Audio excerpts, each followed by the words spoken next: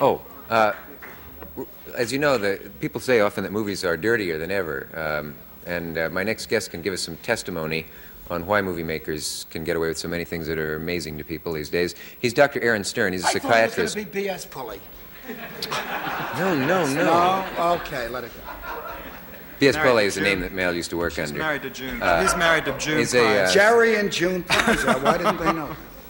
2, 3, 4. As a psychiatrist and teacher, I went right back into that. Right, Did you notice great, that missing beat? He acts as advisor to the Motion Picture Academy, I mean the Motion Picture Association, on this very complicated rating system, the M's and the G's and the so-ons. And we thought he would maybe clear some of that up for us, but certainly not if I don't bring him out here. Dr. Aaron Stern.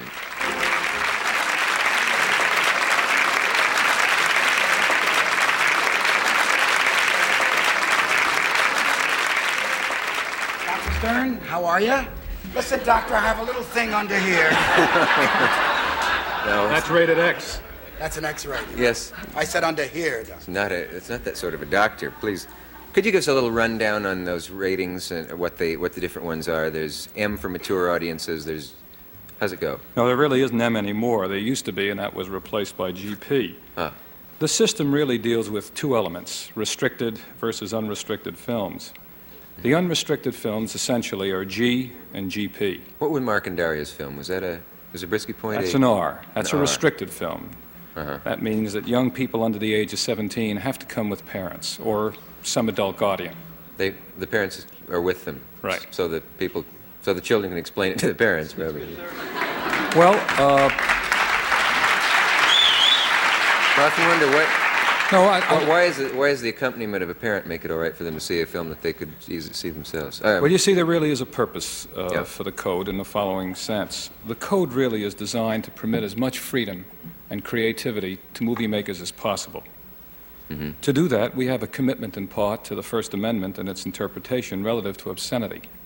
And the one responsibility and the one purpose of the code is to protect children. Of course, that's the responsibility the industry has. Mm-hmm. Therefore, what we do is that we act as a guide to parents. In no way do we censor. Unlike what Sam Peckinpah implied on the show, we never censor. Oh, did you see that? Yeah, I did. We never ask anyone to edit a film. That's entirely elective on the part of the creator. Mm-hmm. But as frequently as he edits, he has a right to resubmit the film before it's been released, or once it's been released, to withdraw it for 60 days and then resubmit it. But Doctor, is there not a subliminal pressure for one to take out things that might be construed as, dirty by you old fogies? If you want to.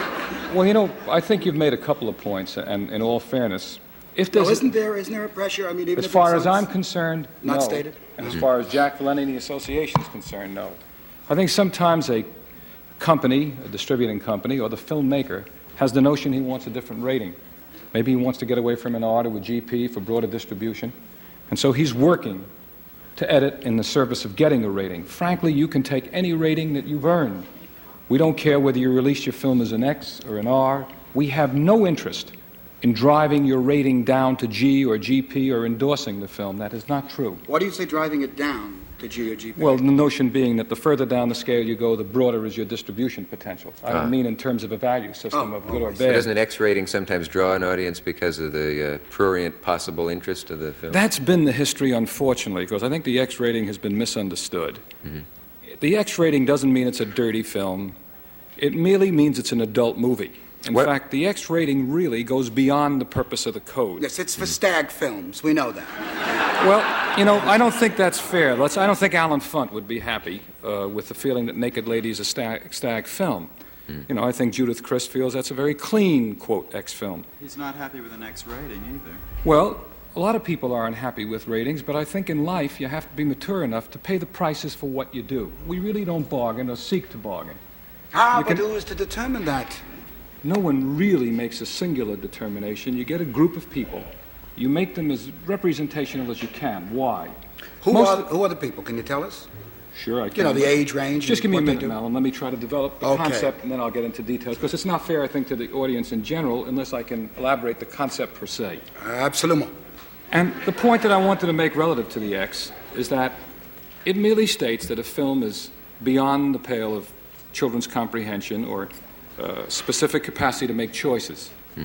The whole purpose of the code is to let parents make their own choices about what films they want their kids to see. Not Mel and not me and not these 8 people, not really. We don't endorse a movie. If it's G, we're not saying take your children to see it. We're saying the probability is that you won't be offended with the material in the film.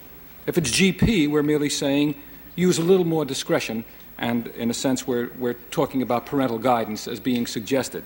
So it's really the parents that you're concerned with. I would assume that there's someone who's proved somewhere along the line that it's harmful for young people to see certain things in films, but that's always questioned. I don't think so. You don't subscribe to that? I don't think there's been any valid evidence to indicate as to whether or not films are harmful per se. There's been a lot of studies done.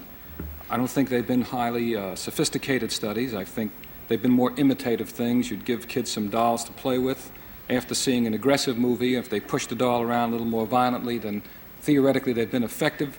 That's imitative behavior, but there's no meaningful studies on character change or character integration as a reflection of films. So there's a sense in which it's the parents' feelings that are being protected more than the... Well, we're really protecting children, and we're protecting children by trying to help parents and children use this as a guide in deciding what films they should see. Now, without this protection, you couldn't make Zabriskie Point as an R, you couldn't make Satyricon, you couldn't make Women in Love as an R, Boys in the Band. If you look at what's happened to the industry... But no one is disputing whether you make it as an R or an M or an L.